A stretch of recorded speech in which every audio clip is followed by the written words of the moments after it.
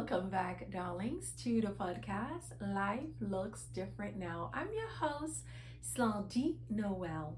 In this podcast, we focus on reading one chapter from the Bible every week, doing our best to decipher the Word of God, learning its rules, its laws, its principles, and apply them to our daily lives. Last week, we read from Genesis chapter 19. And from reading Genesis chapter 19, we learned that God sent two angels to destroy the cities of Sodom and Gomorrah because these individuals living in these cities were wicked. So much so that when the two angels entered the city, the men of Sodom surrounded Lot's home and demanded to rape the two angels. God allowed Lot and his family to escape the destruction of Sodom and Gomorrah. They fled to Zoar. In the process of fleeing to Zoar, Lot lost his wife because she disobeyed the angels by turning around and looking back at the destruction of Sodom and Gomorrah. She turned into a pillar of salt. And we learned later on that Lot's daughters became so desperate that they decided to get their father drunk and sleep with him so they can have children. And there we learned that Lot and his daughters were ruined. They were destroyed. The whole family line, the whole lineage got destroyed. Now this week, we are going to read Genesis chapter 20. Let's see what Genesis chapter 20 has to teach us. Let's see the lesson we can actually abstract from this chapter.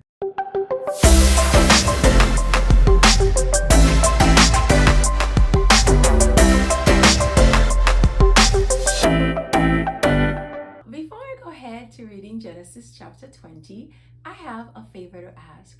Please remember to like, share, and subscribe to this channel. As you and I are eager to learn the Word of God, others want to do the same. Please give them the gift of knowledge. And of course, you will be helping this channel to grow as well. Thank you so much in advance. Now let's get on to reading Genesis chapter 20. Abraham and Abimelech. From there, Abraham journeyed toward the territory of the Negeb and lived between Kadesh and Shur. And he sojourned in Gerar. And Abram and Sarah, and Abram said of Sarah his wife, "She is my sister." And Abimelech, king of Gerar, sent and took Sarah. But God came to Abimelech in a dream by night and said to him, "Behold, you are a dead man, because of the woman whom you have taken, for she is a man's wife." Now Abimelech had not approached her, so he said, "Lord, will you kill an innocent people? Did he not himself said to me, 'She is my sister,' and she herself said, 'He is my brother'? In the integrity of my heart and the innocence of my hands, I have done this." Then God said to him in the dream, "Yes, I know that you have done this in the integrity of your heart. And it was I who kept you from sinning against me. Therefore, I did not let you touch her. Now then, return the man's wife, for he is a prophet, so that he will pray for you, and you shall live. But if you do not return her, know that you shall surely die, you and all who are yours." So Abimelech rose early in the morning and called all his servants and told them all these things. And the men were very much afraid. Then Abimelech called Abraham and said to him, "What have you done to us? And how have I sinned against you that you have brought on me and my kingdom a great sin?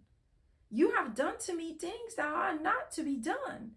And Abimelech said to Abraham, what did you see that you did this thing? And Abraham said, I did it because I thought there is no fear of God at all in this place, and they will kill me because of my wife. Besides, she is indeed my sister, the daughter of my father, though not the daughter of my mother, and she became my wife. And when God caused me to wander from my father's house, I said to her, this is the kindness you must do for me. At every place to which we come, say of me, he is my brother. Then Abimelech took sheep and oxen and male servants and female servants and gave them to Abraham and returned Sarah his wife to him. And Abimelech said, behold, my land is before you. Dwell where it pleases you. To Sarah he said, behold, I have given your brother 1,000 pieces of silver. It is a sign of your innocence in the eyes of all who are with you. And before everyone you are vindicated. Then Abraham prayed to God, and God healed Abimelech, and also healed his wife and female slaves, so that they bore children. For the Lord had closed all the rooms of the house of Abimelech because of Sarah, Abraham's wife. Listen, before we even discuss Genesis chapter 20, I must say this chapter here will be the last chapter that we are reading for season 1 of the podcast. Next week, we are going to start season 2. Now, Genesis chapter 20 is a very interesting chapter. It should be familiar to us all. From reading Genesis chapter 20, we remember having read something quite similar in Genesis chapter 12. Genesis chapter 20 is taking place after Sodom and Gomorrah got destroyed. Now we remember that God has sent the angels to destroy Sodom and Gomorrah because the people were so wicked.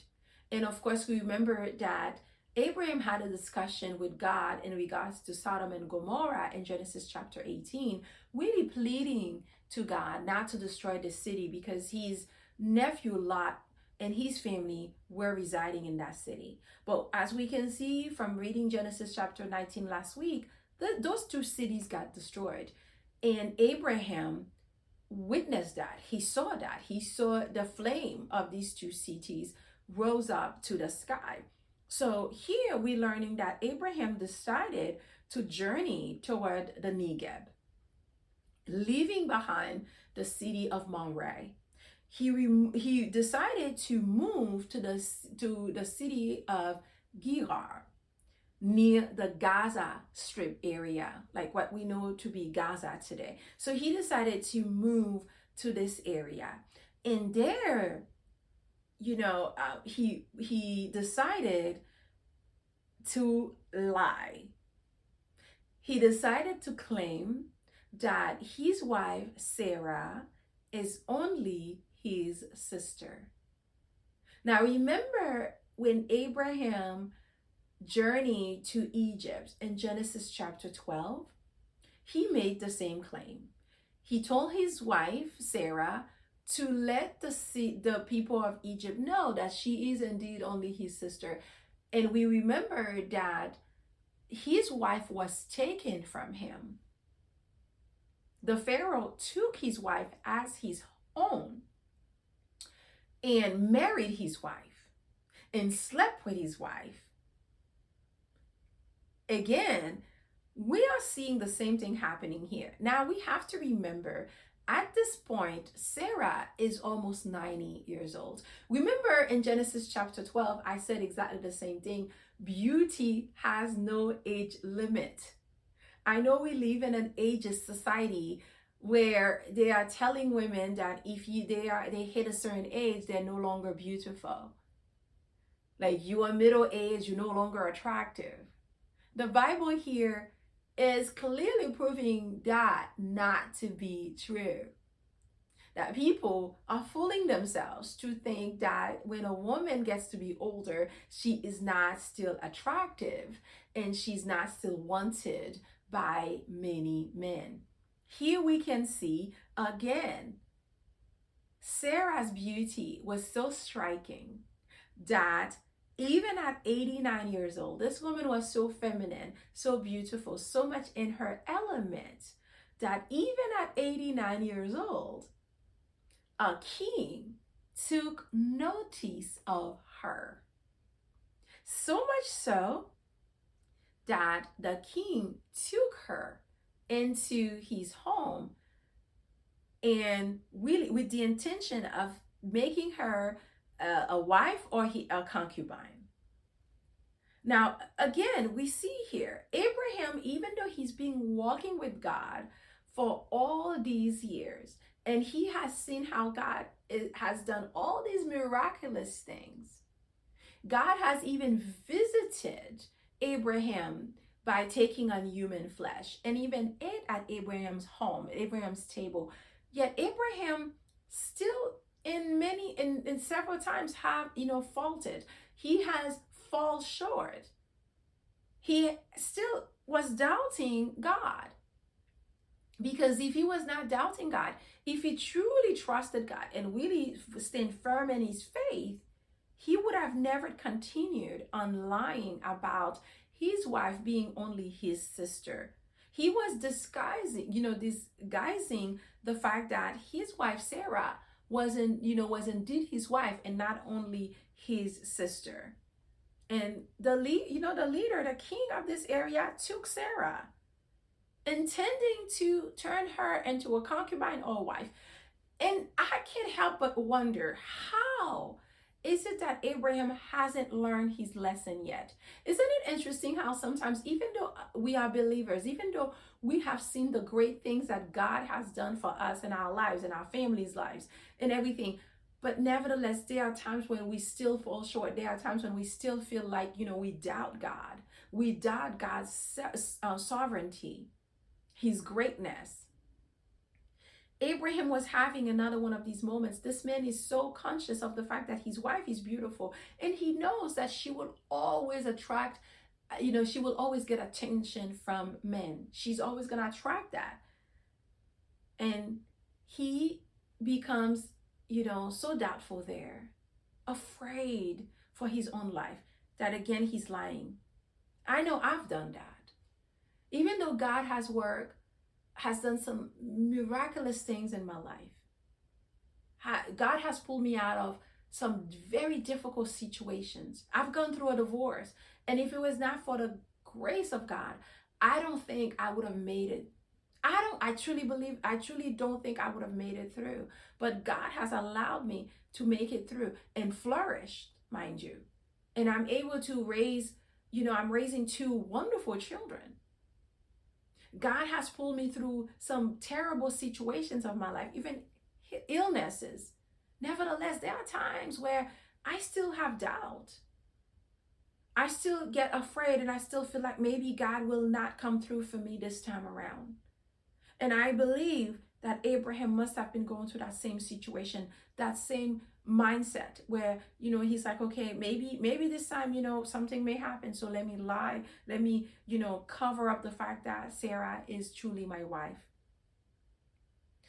However, before the King Abimelech had the opportunity to sleep with Sarah, God intervened.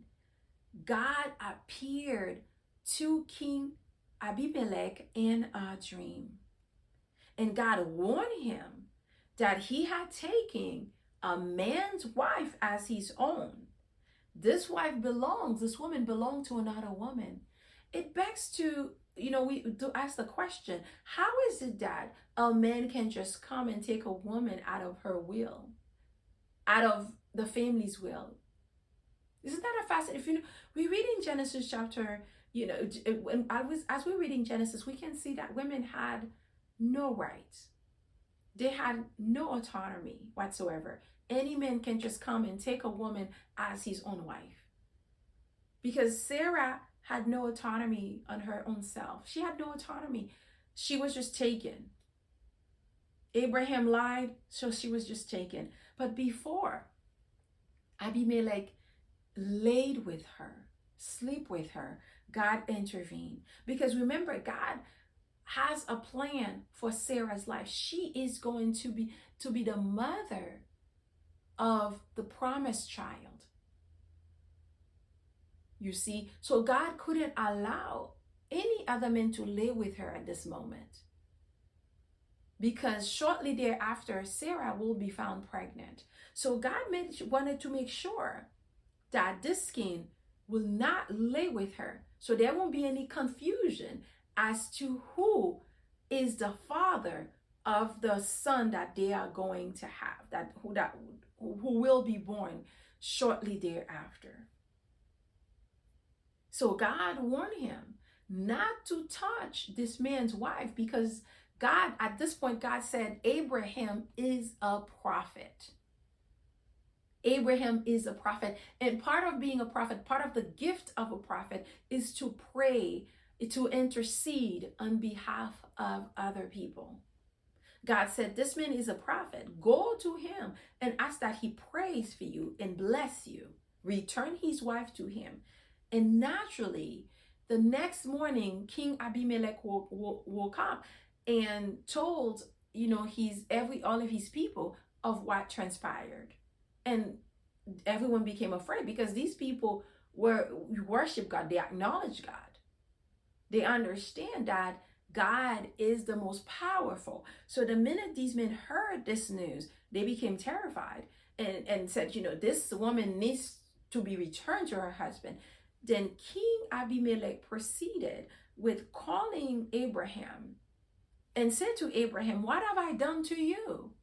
Why would you do something so, why would you try to wrong me so? What reason have I given you to lie to me in such a way, and allowing me to take your wife as my own? Why would you do such a thing? Now, even King Abimelech is wondering, what kind of a man would do such a thing? You see, because his home has been cursed because he had taken this woman. And Abraham said, well, I didn't quite lie. She is indeed my sister.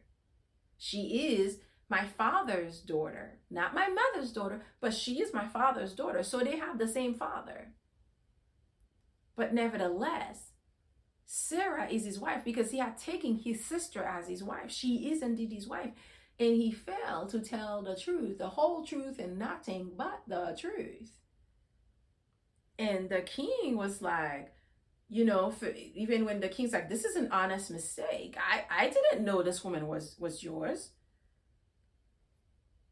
And to prove that, of his innocence, to prove that he indeed did not do anything wrong, the king gave Abraham more possessions: oxen, sheep, cattle, servants, female servants, male servants. So Abraham continued on being wealthier and wealthier. Because remember, when he told this lie when he went to Egypt, and Pharaoh took his wife as his own, Pharaoh paid a price for that. Pharaoh gave Abraham a lot more wealth. And Abraham was already a wealthy man. And here again, we are reading that Abraham is being somewhat compensated for his lie. I can't help but wonder, how is it that this man continue and getting more wealth because he's being deceitful? He's lying. That's really the truth. He lied.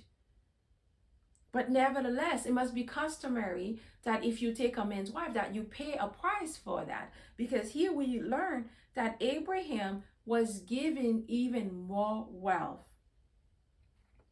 Even more wealth. And the Lord knew that King Abimelech was really telling the truth, that he was really a pure heart. That's one of the reasons why God, prevented him from sleeping with Sarah in the first place. That's one of the reasons why God is saying to him, I'm coming to you to let you know, because God did not let Pharaoh know what was going on. God just, punished the whole country of Egypt. right? But here we can see that God is giving King Abimelech the opportunity to redeem himself. And the king did exactly that, exactly that. And he simply returned the woman the very next day. Summoned Abraham, returned the woman, and gave Abraham all of these wealth. And to prove that Sarah has been untouched, Sarah's is innocent in all of this, her innocence remained intact in some way. To prove that, King Abimelech wanted to make sure that the whole city, everyone's aware that he did not touch this woman. And to prove it, he gave Abraham 1,000, right? He gave Abraham, 1,000 shekels. Hold on, wait a minute. Let me see here. He gave Abraham 1,000 pieces of silver, 1,000 pieces of silver, as a sign that he had not touched Sarah while she was in his home, while she was in his possession. He did not touch her. And I can't help but wonder, how is it that Abraham is getting away with this, getting away with his lies, getting away with tricking people that way? I can't understand that. I cannot understand that. And it's something I've always wondered. How is it that this man continued getting possessions by putting his wife safety, security at risk, and tricking others? Then lastly, we learned that Abraham prayed for King Abimelech, for God to heal him, for God to heal his home, because God had closed the wombs of all the women. So all the women had become barren because he had, King Abimelech had taken Sarah. Every woman in his home and his city had become barren because he had taken this woman. But here we reading that Abraham had to intercede on Abimelech's behalf, went to God and prayed to God for King Abimelech and all of his home, and then God reopened these women's womb. Again, I don't know about you. I'm still trying to, understand how is it that, certain people still can get blessed, by being tricked. I suppose only God knows, right? Because God is the only one who knows our hearts. God is the only one who knows our deepest thoughts, our deepest desires. So I suppose God knew that Abraham meant well. Maybe, I don't know. But as a woman, I can't imagine having a husband who doesn't seem to have much concern for my safety and security, who would not have any issue letting me go with another man and letting me lay with another man. That to me is quite disturbing. Very disturbing indeed. But then again, we've done the same things in just different ways, right? Where we disobey God, or we lie, or we try to figure our own, way into the world because of fear. We've done things, we've said things. I suppose that would be the same case for Abraham, where because of his own fear of his own safety and so forth, like he had seasons, he has occasions where he had doubts. But nevertheless, I'm not gonna lie and say that as a woman I'm okay with that, because I'm not. Because being with a man, being married, means that there's a level of emotional, physical, spiritual, and mental protection and security that you need to have as a woman. I don't believe I can ever be with a man who doesn't mind letting me be with another man for the sake of his own safety, his own security, putting me in danger. I don't think this is an individual, like this is the kind of man I will ever want to be with. That's just me. But anyway, in any case, I hope you have learned something new this week as well, just like I have. I've learned that, prophets, Abraham was indeed a prophet because the word of God just said so. And we've also learned that, again, like even though Abraham was, chosen, he still made a lot of mistakes, even after all these decades of working with God, of even, having the opportunity to have God visit him. Nevertheless, he still fell short. So that's the human in us. None of us are perfect. But we also learned that because King Abimelech was a servant of the Lord, he was a believer. He was a man who truly believed in God, that God really saved him from making a terrible mistake. God can save us from our own selves sometimes, right? Like, because we're learning that. That's a beautiful thing, that God can always redeem us. Praise be to God for that. So I hope you too have learned something new. Please leave a message, a comment. Let me know your thoughts on this passage. And of course, I'm looking forward to seeing you again next week, as we will be starting the second season of this podcast. After 20 weeks, 20 chapters, we're going to start the next season. Let's see what God has in store for all of us, what we can learn, how we can grow, and how we can benefit from learning, the Word of God. Thank you so much for watching. I am really praying for you and looking forward to seeing you again next week. Until next time, darling, bisous.